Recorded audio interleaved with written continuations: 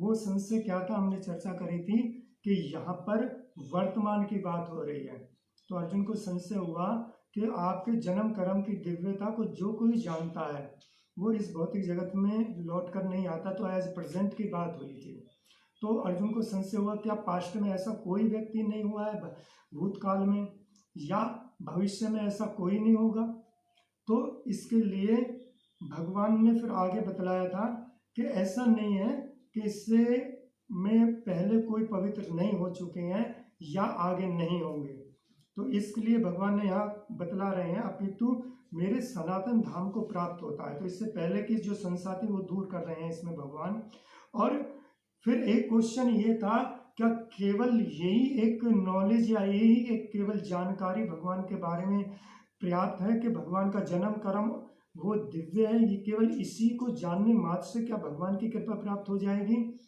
तो ये भी एक प्रकार से अर्जुन के हृदय में एक संशय था जो अंतर्यामी होते हुए भगवान समझ गए। और भगवान ने फिर अगले श्लोक में अर्जुन को बतलाया कि केवल यही नहीं, आसक्ति भय तथा क्रोध से मुक्त होकर मुझ में तल्लीन होकर। तो यहाँ पर बतला रहे भगवान कि बहुत से व्यक्ति भूतकाल में भी पवित्र हो चुके हैं अर्जुन, और लेकिन इसके लिए और योग्यताएं क्या बतलाई थी भगवान ने? आसक्ति भय तथा क्रोध से पूर्णतः मुक्त होना पड़ेगा। केवल जन्म कर्म की दिव्यता को जानने मात्र से भगवान की कृपा प्राप्त नहीं होगी। इसके लिए हमें आसक्ति भय तथा क्रोध से भी मुक्त होना होगा।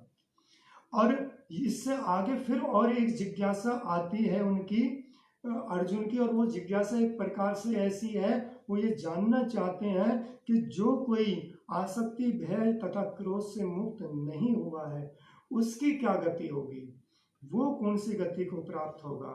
तो इससे अगले श्लोक में भगवान उसी को आगे बतलाते हुए कह रहे हैं कि अर्जुन के जिस जिस भाव में जो जो व्यक्ति मेरी शरण में आता है उसी के अनुरूप मैं उसे फल प्रदान करता हूं। उसे एक प्रकार से मेरा इतना वो रिलेशन नहीं रहता है। तो जैसे जिस जिस अवस्था में मेरी शरण में आएगा उस अवस्था के अनुरूप मैं उनसे आदान प्रदान करूंगा। तो एक प्रकार से यहाँ पर भगवान वास्तविकता में तो अपने भक्तों के लिए बतला रहे हैं कि भगवान अपने भक्तों से किस प्रकार से आदान प्रदान करते हैं। तो ये एक अवस्था थी। और अब हम जो चर्चा इसी के ऊपर करेंगे, लेकिन जैसे मैं बतलाना चाह रहा था कि जब हमारी कक्षा आज से करीब 1.5 महीने पहले हुई थी, करीब 14 मार्च को हमारी लास्ट कक्षा गगन विहार में हुई थी, और उससे पहले 7 मार्च को जब हमारी कक्षा हुई थी तो हम उसमें विचार कर रहे थे कि आने वाली 14 तारीख से 14 मार्च से और 2 अप्रैल तक हम भगवान राम की कथाओं के बारे में चर्चा करेंगे। और 14 तारीख को हम चर्चा नहीं कर पाए, और उस दिन से लेकर आज तक भी हम कोई चर्चा नहीं कर पाए भगवान राम के बारे में। तो मैं इसके ऊपर विचार कर रहा था, विचार करते हुए पता लगा कि जब कभी हम सोचते हैं, जब हम ये सोचते हैं कि मैं करने जा रहा हूं, जहां पर ये मैं शब्द आ जाता है, वो मैं शब्द कितना हमारे लिए घातक हो सकता है वो हम समझ सकते हैं। केवल जो भक्ति में नहीं आए हैं वो इसको समझ सकते हैं।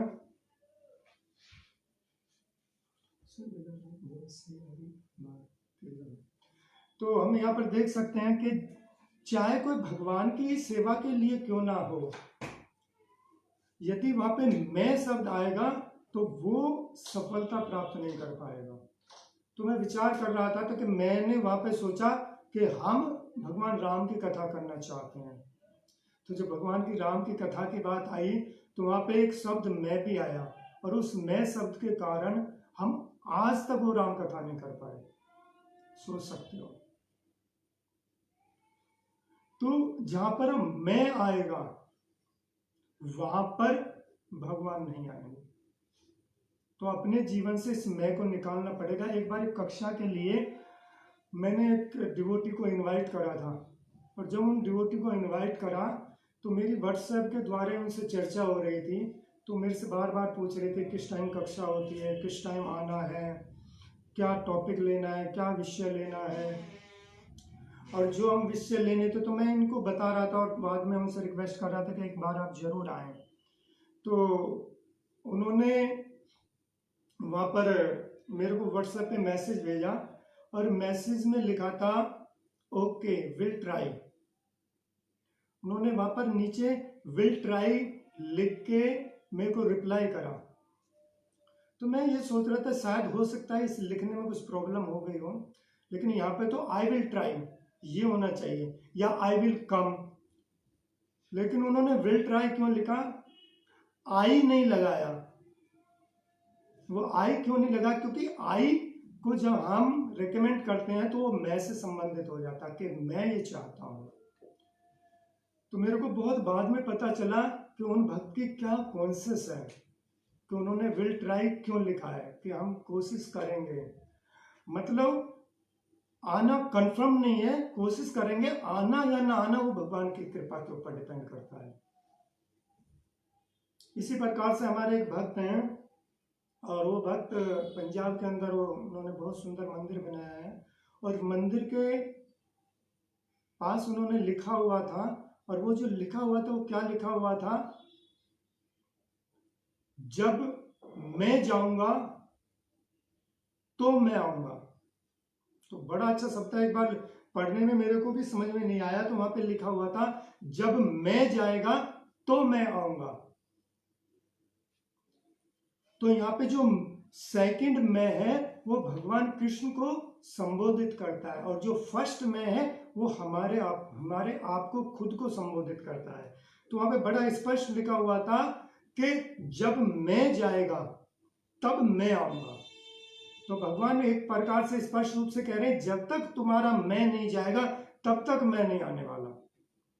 तो हमें अपने जीवन में यदि भगवान को लाना है तो उस मैं को निकालना ही पड़ेगा, क्योंकि जब तक वो मैं नहीं निकलेगा, जब तक वो मैं कृष्ण नहीं आने वाले हमारे जीवन में। जिस समय हमारा राधा पार्थसारथी मंदिर जिस किसी भक्तों ने भी दर्शन करे, ऑलमोस्ट सभी भक्त गए हुए हैं, और ये मंदिर 98 में आई थिंक रामनवमी वाले दिन इसकी ओपनिंग हुई थी, और हमारे भूतपूर्व प्रधानमंत्री अटल बिहारी वाजपेयी जी ने आके इसको उद्घाटन करा था। और जब ये उद्घाटन हुआ था तो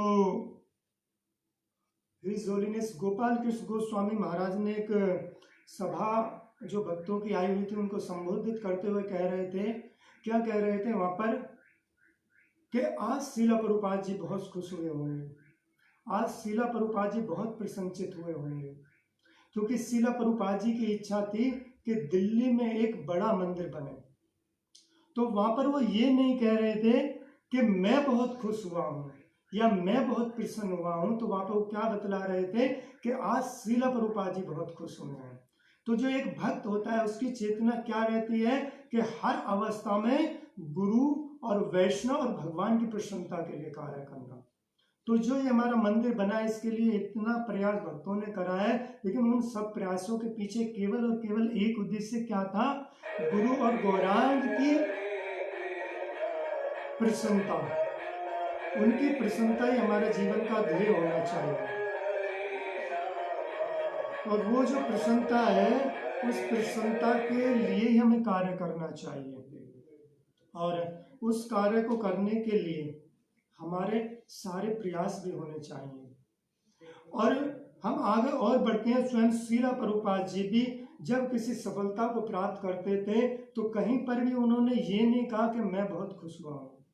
हर जगह वो केवल यही कहते थे, हर जगह केवल यही कहते थे कि आज मेरे गुरु महाराज बहुत प्रसन्नचित हुए होंगे, आज शीला भक्ति सिद्धांत महाराज बहुत खुश हुए होंगे। तो उस प्रसन्नता के लिए, उस प्रसन्नता के लिए वो हमेशा कार्य करते थे। तो अब हम आगे चलेंगे तो हमारे जीवन का केवल एक ही उद्देश्य यही होना चाहिए कि किस प्रकार से हम वैष्णव को प्रसन्न करें। वैष्णव की प्रसन्नता ही हमारे जीवन का ध्येय होना चाहिए। तो आज का ये जो समय चल रहा है, मैं वास्तविकता में आपको बताना चाह रहा हूँ, ये जो समय है कितना कठिन समय चल रहा है। हम सब देखते हैं इस जीवन में कि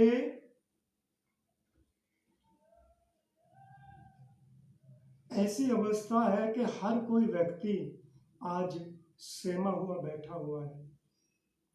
ये जो कोरोना वायरस चल रहा है, इस